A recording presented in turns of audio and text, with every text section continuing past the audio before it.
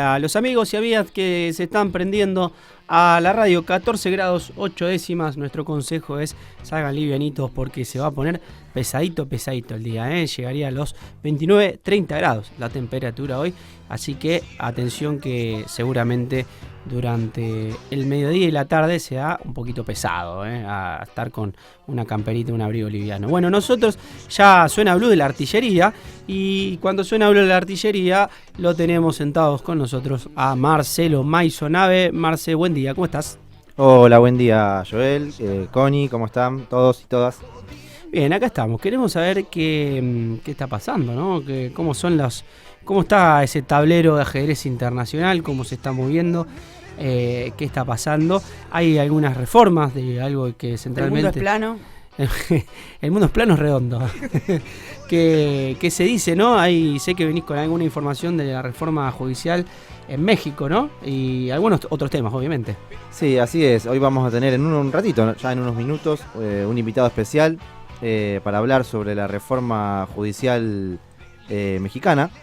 Así que vamos a estar adentrándonos un poquito en las novedades de ese tema que bueno, venimos diciéndolo en cada columna, representa una de las novedades, la verdad, más sorprendentes e interesantes a la vez de los últimos tiempos, diría, en América Latina, por lo menos en esta nueva etapa que se llamó, bueno, como el segundo ciclo progresista, ¿no? El primero considerando que se termina 2014, 2015, por ahí. Bueno, esta segunda oleada de gobiernos progresistas de América Latina que tiene a México con López Obrador, a Lula da Silva en Brasil, bueno, y a algún otro gobierno de la región. Bueno, la principal novedad, creo yo, a esta altura es esta, ¿no? La de México reformando el sistema judicial, ni más ni menos que implementando la elección de todos los jueces desde la Corte Suprema de Justicia Nacional para abajo, elección que será por voto directo, voto popular, con aplicación bastante inmediata, porque el propio 2025, ya el año que viene, se estará haciendo la votación de la mitad de los cargos, y en el 2027, en 2 años, se estará haciendo la votación de la segunda mitad. Con lo cual es prácticamente un cambio estructural del sistema judicial mexicano, así que lo vamos a estar conversando con nuestro invitado del día de hoy, Alejandro Rosillo Martínez. Pero bueno, esperando que se nos conecte el invitado, si querés hacemos un repaso general de las principales noticias a nivel internacional, como para hacer un poco la previa, ¿no? de esta entrevista. Ayer fue noticia lo que sucedió con los comunicadores, los Vipers de la agrupación Hezbollah. No sé si lo han escuchado, lo han leído. Vi fotos, vi imágenes, no entendía. El Viper, el famoso Viper, ese que uno lleva en la cintura. Claro. Ese aparatito que sonaba. Es un aparatito que sonaba, tal cual, un Viper, sí, una tecnología no tan novedosa en realidad. Claro, eso es algo que de los 2000 más o menos, sí. Algo más viejo. Es una tecnología exactamente para las comunicaciones. Para los que no saben de qué estamos hablando, bueno, Hezbollah, un grupo político, brazo también militar, de una organización principalmente de la zona del Líbano, pero que también tiene presencia en general en Medio Oriente, que obviamente está en disputa con Israel. Ayer más de 2.000 de estos comunicadores que utiliza la agrupación le han explotado, ¿no? En la mano, o en la cartera, o en el bolso, o en la mesita de luz, donde lo hayan tenido cada uno. Y esto generó una decena de muertos y cientos de heridos por la explosión de estos aparatos, que obviamente que responde a un ataque de inteligencia israelí. Se está investigando qué es lo que ha sucedido con eso, si fue una interceptación del cargamento. Son Vipers que han comprado hace poco tiempo en Hezbollah, con lo cual se estima que pudo haber sido interceptado el cargamento por Israel y se le implantó algún tipo de explosivo. Claro, pues naturalmente eso no tiene la forma de explotar, digamos. Claro, las primeras informaciones hablaban de que era una cuestión de un hackeo a la frecuencia. Bueno, aparentemente no fue eso, sino directamente una... Esto fue en el Líbano, ¿cierto? Esto fue en el Líbano, en Siria, en Medio Oriente en general. La verdad que, han muerto incluso familiares de legisladores, hubo también en embajadas estas explosiones. La verdad que bastante conmocionante. Y en realidad en el fondo es esta escalada bélica en Medio Oriente que no para de crecer desde el ataque de Hamás, ¿no? El 7 de octubre del 23, a esta parte. bueno, no para de crecer este conflicto bélico, ya involucrando no solamente lo que es Palestina e Israel, sino también a toda la región de Medio Oriente. Ustedes me avisan ahí en producción cuando esté conectado Alejandro. Todavía no está. Bueno, entonces, otro repaso por la región. Si les parece, vamos a meternos un poquito en Bolivia. La verdad que, bueno, una noticia que no nos hace muy feliz, pero la interna entre el sector de Evo Morales y Luis Arce, el presidente boliviano, la verdad que se está recrudeciendo de cara al año que viene, que hay elecciones presidenciales en Bolivia. Y así que, bueno, ahí el movimiento al socialismo, el MAS, lo que fue, ¿no? Uno de los movimientos políticos más transformadores en América Latina de este siglo, por lo menos. Bueno, entra en una crisis que parece de difícil retorno. Veremos cómo desencanta por ahí. Pero bueno, ahora sí, lo tenemos en línea Alejandro, me confirman que ya está. Así que, bueno, lo voy a presentar a nuestro invitado del día de hoy. Vamos a hablar con Alejandro Rosillo Martínez. Él es doctor en Derechos Humanos por la Universidad Carlos III de Madrid. Bueno, es abogado de la Universidad Autónoma de San Luis Potosí. Bueno, académico de gran trayectoria. Director de posgrados, bueno, no solamente de México, sino también docente en posgrados de América Latina y de Europa. En este caso vamos a estar conversando con él por la reforma judicial mexicana. Hola Alejandro, buen día. Hola, ¿cómo estás, Marcelo? Buen día. Muy bien, un gusto verte, te estamos viendo aquí por la pantalla, así que los que nos están siguiendo por YouTube lo pueden ver y los que no por radio lo podrán escuchar. Muy tempranito para él, 5:10 de la mañana en México. Te hicimos despertar, Alejandro, muy temprano. No te apures, tengo unos gatos que a esa hora me despiertan. Bueno, bien por los felinos. Bueno, Alejandro, vamos a conversar sobre la reforma judicial mexicana. Veníamos diciendo que para nosotros es una de las principales novedades de este ciclo de gobiernos progresistas en la región. Bueno, si lo podemos calificar de ciclo, que sería otra discusión, pero por lo menos de este movimiento con Morena, que trae una transformación, la verdad que histórica e inédita, diría, del sistema judicial. ¿Cómo podrías contextualizar primero cómo se llega a esta reforma y después sí vamos a meternos un poquito más en detalle? Mira, el camino, como tú sabes, casi en todos estos ciclos de gobiernos progresistas, como comentaste, casi siempre ha quedado pendiente la reforma al poder judicial. De hecho, bueno, lo vemos en Brasil, en propia Argentina y en otros países, que ese siempre fue un pendiente. Entonces, acá en el gobierno de Andrés Manuel, siempre hubo la conciencia de que había que reformar los diferentes poderes, ¿no? Hubo reformas, obviamente, sobre el poder ejecutivo, se intentaron y se hicieron algunas reformas sobre el poder legislativo, pero con el Poder Judicial, primero lo que se intentó fue que el propio Poder Judicial asumiera ese proceso de autorreformarse, por decirlo así, ¿no? Que la propia reforma al Poder Judicial viniera de ellos mismos. De hecho, Andrés Manuel llegó a elegir, o sea, por los periodos de elección, varios de los ministros de la Corte, de la Suprema Corte de Justicia de la Nación, fueron nombrados, digamos, a propuesta de Andrés Manuel. Algunos se le giraron más a la derecha, otros continuaron más con tendencia de izquierda, pero ciertamente, aunque hubo unos pequeños cambios, sobre todo, por ejemplo, en el tema de combatir el nepotismo dentro del Poder Judicial, pues hubo temas que no se tocaron, ¿no? Por ejemplo, el del uso de los recursos exagerados que tiene el Poder Judicial.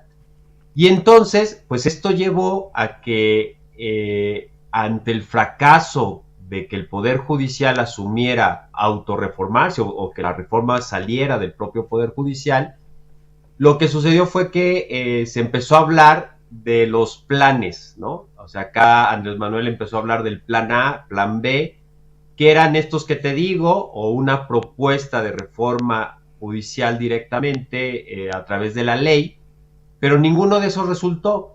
Entonces se empezó a hablar del plan C. Y el plan C era que Andrés Manuel presentó esta reforma a la Constitución sobre el Poder Judicial, en febrero de este año. De hecho, el 5 de febrero de este año, en la conmemoración de la promulgación de la Constitución de 1917, y entonces se habló del Plan C diciendo que se llamaba a los electores a votar por Morena y a votar por la alianza de izquierda, con el objetivo de que esta alianza obtuviera la mayoría calificada en las cámaras del Congreso Federal, es decir, que se obtuviera las 2/3 partes del Congreso Federal, lo que posibilitaría a Morena y a sus aliados hacer la reforma judicial, ¿no? O sea, fue una promesa de campaña. Y pues el resultado, como saben, fue ese, es decir, en general, excepto por 1 o 2 senadores que luego los consiguió Morena, en las elecciones se logró que Morena obtuviera las 2/3 partes. Entonces, el contexto te podría decir que fuese, primero, una insistencia durante 6 años de que se reformara el Poder Judicial y que la reforma viniera del propio Poder Judicial, pero el Poder Judicial no quiso hacerlo, ¿no? Y entonces le apostaron a hacer política y nunca pensaron que Morena y sus aliados iban a lograr la mayoría calificada para reformar la Constitución. Cuando se logró, pues viene todo este proceso que además ha sido relativamente rápido de hacer esta reforma constitucional. Y si tuviéramos que definir los principales criterios o pilares, ¿no?, de esta reforma constitucional que implica la reforma judicial, ¿qué podrías comentarnos? Mira, yo creo lo primero sería la renovación de los miembros del Poder Judicial. Eso creo que quedaba claro para muchos que con lo que había ahorita no se iba a avanzar. Es decir, había una resistencia a reformar el Poder Judicial, pues que lo primero era modificar los nombramientos del Poder Judicial. ¿Y cómo se hizo?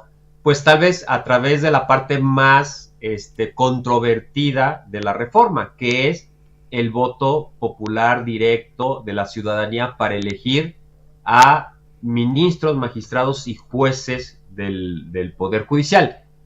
Bueno, simplemente para tu auditorio lo comento, en México el Poder Judicial Federal está conformado por 3 niveles. La Suprema Corte de Justicia de la Nación, que trabaja en 2 salas, que digamos sería como el equivalente a un tribunal constitucional, lo más cercano a un tribunal constitucional. Luego vienen los tribunales colegiados de circuito, que por decirlo así es la división geográfica del Poder Judicial por circuitos, que no forzosamente coinciden con los estados de la República, pero en ocasiones sí. Y después, dentro de los circuitos, el tercer nivel, o el primer nivel de abajo para arriba, es los jueces de distrito, ¿no? Entonces, lo que hace la reforma es que todos estos cargos, ministros, magistrados y jueces de distrito, se van a elegir por voto directo, ¿no? Por voto de la ciudadanía. Ya corresponderá al Instituto Nacional Electoral organizar geográficamente cómo se va a votar. Entonces, esa es como la primera característica que era necesario para renovar al Poder Judicial. Los que están ahorita van a poder participar, sí, van a poder participar. No es que cualquiera pueda participar, hay todo la misma Constitución establece un procedimiento de requisitos mínimos, de comités evaluadores, y además de que cada uno de los poderes, Poder Ejecutivo, Poder Legislativo y Poder Judicial, van a proponer una tercera parte de los candidatos.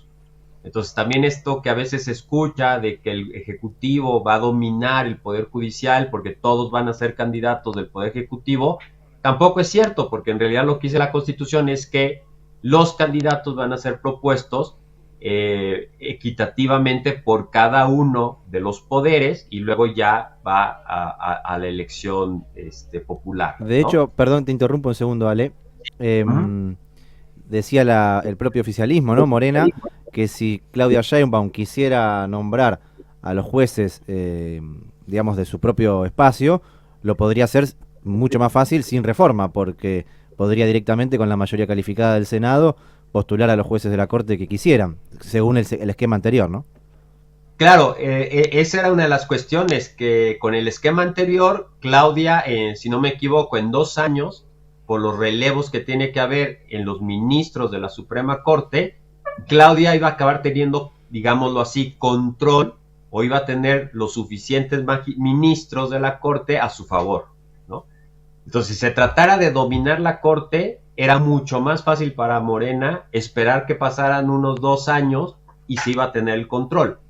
Ahora, aquí lo que hay que tomar en cuenta es que nuestra Constitución, cuando habla del poder político, o sea, del poder del Estado, cuando dice que está dividido en 3 poderes, que ya sabemos que todas las constituciones modernas dicen eso, pues sí establece claramente que el poder ejecutivo es unipersonal en la persona de la presidenta.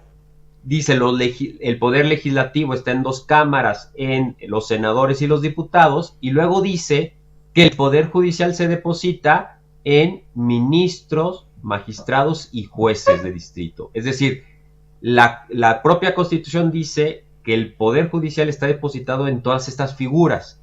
Entonces, a partir de ahí, lo que hizo Morena fue decir, bueno, entonces si todos esos cargos son los reconocidos por la Constitución como el poder judicial, entonces deben tener legitimidad democrática y tienen que ser elegidos por voto, ¿no? Entonces, esa es la primera característica y la que suena más, y aparte la que rompe más con el dogma tan fuerte que se tiene en el derecho, sobre todo en el derecho constitucional, de que la elección de los jueces por vía del voto popular es imposible, ¿no? Que es lo peor que hay en el mundo. Bueno, hemos escuchado muchos constitucionalistas bastante reconocidos rasgándose las vestiduras por esto, ¿no? Alejandro, Bueno. yo en ese sentido te quería preguntar precisamente, en Argentina, pero también en América Latina, se escuchan voces de constitucionalistas, académicos, juristas, que están muy en contra de este proceso de transformación del Poder Judicial en México.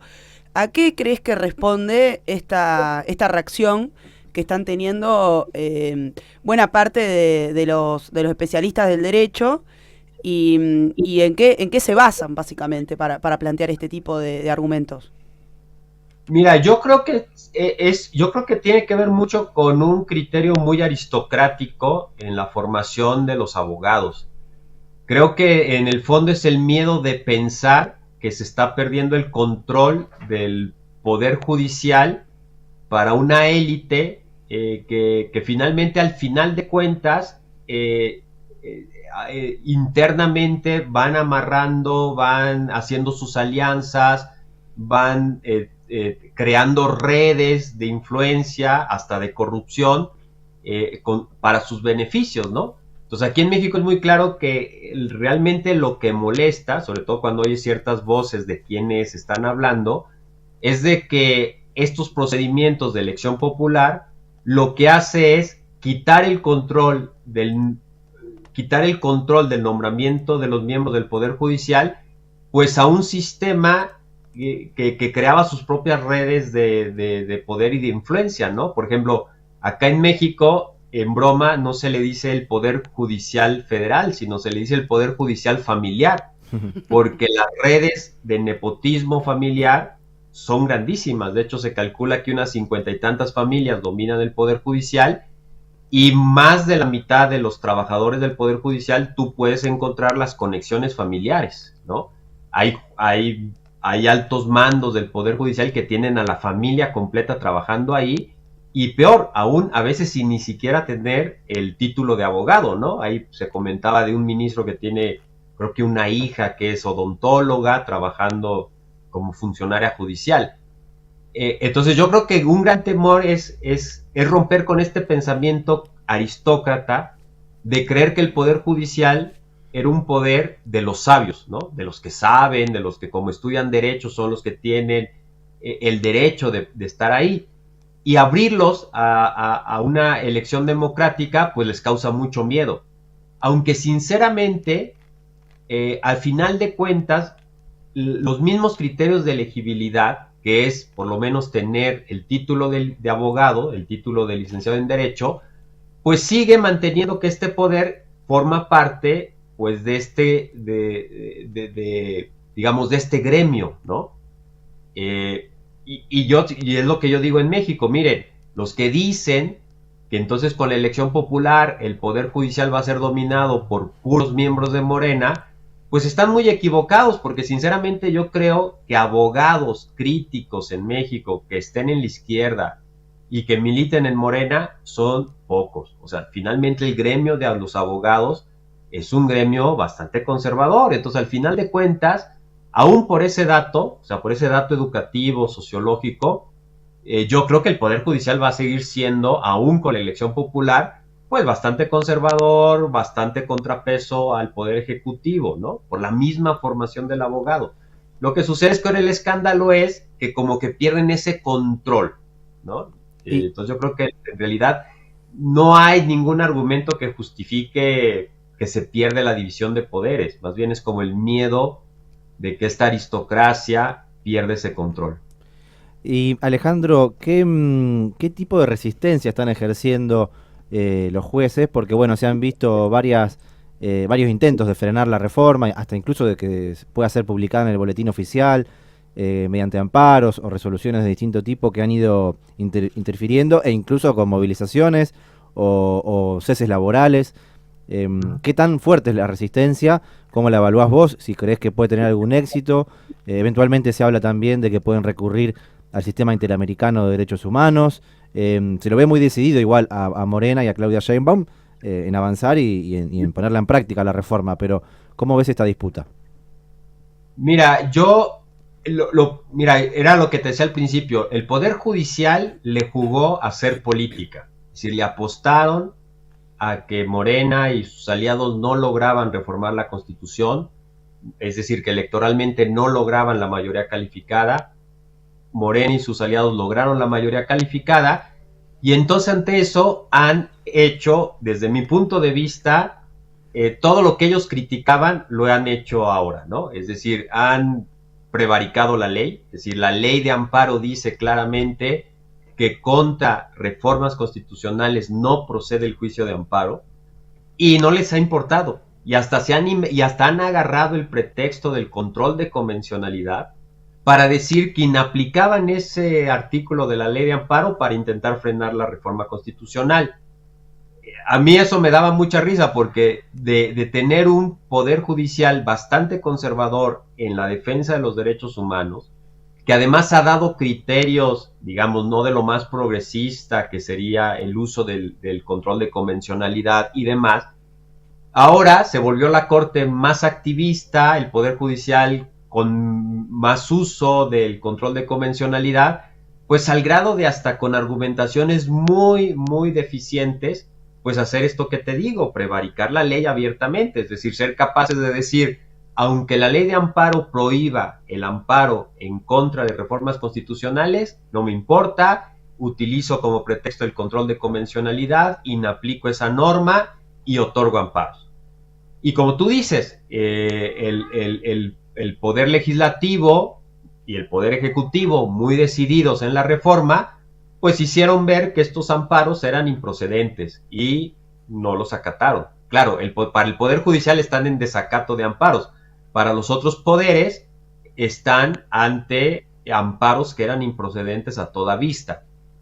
Entonces, ¿qué está sucediendo ahorita? Sí, efectivamente hay un paro en el Poder Judicial protestando al respecto, ha habido algunas manifestaciones, pero fíjate que las manifestaciones han estado reducidas a trabajadores del Poder Judicial y a estudiantes de derecho que se ha demostrado que tienen mucha conexión con los sectores de derecha, ¿no?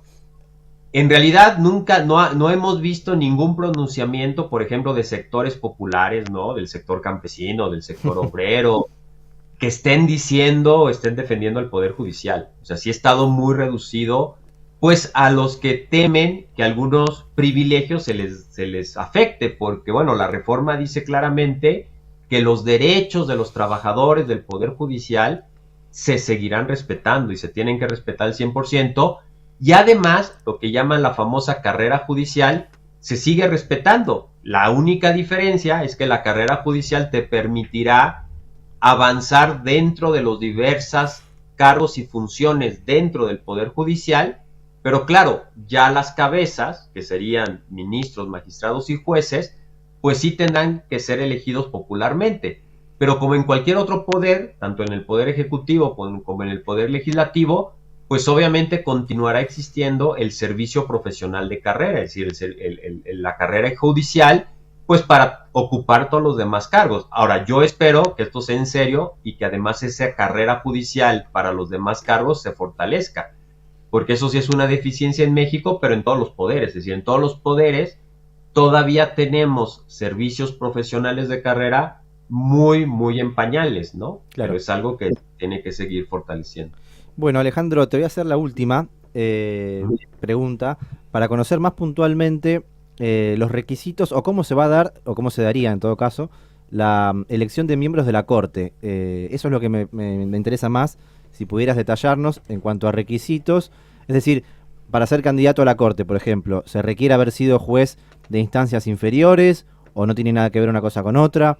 Hay requisitos. Y de hecho, sí. Ni siquiera al día de hoy se necesita. Es decir, muchos de los ministros que tienes hoy nombrados ni siquiera provinieron del Poder Judicial. Los ministros en muchas ocasiones han venido de la carrera judicial y otras veces han venido de fuera. Y ahora los requisitos es licenciado en Derecho, con ciertos años de experiencia, y fíjate que ahora en la Constitución pusieron promedios de carrera, ¿no? Piden que se tenga 9, el equivalente a un 9 de promedio de la carrera. Digo, 8 general y 9 en las materias. Por ejemplo, supongo que para ser ministro pedirán que en Derecho Constitucional, en Derecho de Amparo, en Derechos Humanos. Acá hay varios que nos quedamos afuera, parece. Claro, eso va a provocar que muchos queden fuera por puro factor de las calificaciones de las licenciaturas. Claro, eso sí que luego, sí. Eso sí que puede ser, perdón, te interrumpo. Eso sí que puede ser polémico, digo, las calificaciones, porque quizá la pregunta sería si permiten también de universidades privadas, que muchas veces las calificaciones son bastante antojadizas. Claro, sí. Aunque bueno, te diré que aquí en México, y ustedes lo experimentaron, la carrera de Derecho se tiende que las calificaciones sean muy altas. Entonces, bueno, los que nos oyen en Argentina, no es como allá, que creo que los criterios de calificación son mucho más... a la gente le gusta poner nota baja a los estudiantes, es la realidad. Acá no, acá en realidad en general se ponen calificaciones altas. Entonces, digamos, tener promedio de 8 en una carrera de Derecho no es complicado. Entonces, bueno, esos serían los requisitos bastante genéricos, no tan sí. Y luego más bien, lo que sería es que hay un comité de evaluación que va... es que lo que pasa es que ahorita estamos apenas en la reforma constitucional. Luego tienen que venir las leyes reglamentarias y luego las convocatorias y luego los criterios que genere cada comité de evaluación. Entonces, en realidad vamos a tener la fotografía completa del procedimiento mucho más adelante. Y vamos a ver ya qué más criterios o qué más requisitos van a ir poniendo tanto la ley regulatoria como la convocatoria que dé el Senado y los comités evaluadores. Clarísimo, Alejandro. Bueno, va a haber un filtro importante porque pues, están diciendo que cualquiera va a poder llegar a ser ministro. Pues no es cierto, va a haber un filtro. Y además también es importante darse cuenta que antes los nombramientos del Poder Judicial pues eran en lo privado del Poder Judicial, ¿no? Digamos, solo los interesados de participar en un procedimiento de selección se enteraban de lo que pasaba.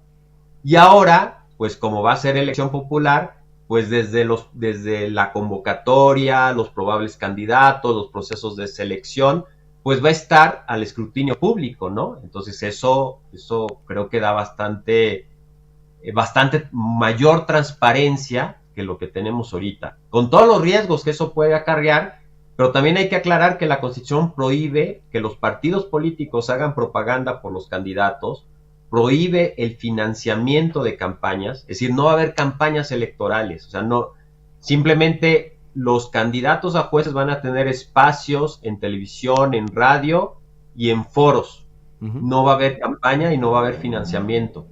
Entonces, bueno, hay muchos detalles, ¿no? Y luego hay otros elementos de la reforma, como por ejemplo, y con esto acabo también para que no crean que solo es lo de la elección popular, se va a crear un tribunal de disciplina judicial, que es lo que normalmente se llamaba el Consejo de la Judicatura Federal, pero ahora se divide en dos, en el órgano administrativo y en un tribunal de disciplina, pues porque otra de las cuestiones que se quiere combatir es la corrupción en el Poder Judicial, ¿no?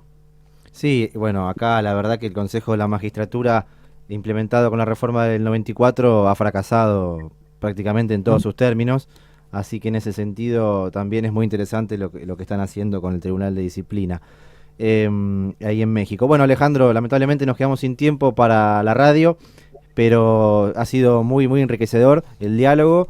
Y bueno, vamos a continuar siguiendo el tema porque la verdad que consideramos que es una de las principales novedades de este ciclo de Morena en México y que ojalá traiga mayor democratización y mayor transparencia en el funcionamiento del Poder Judicial. Te mandamos un gran abrazo.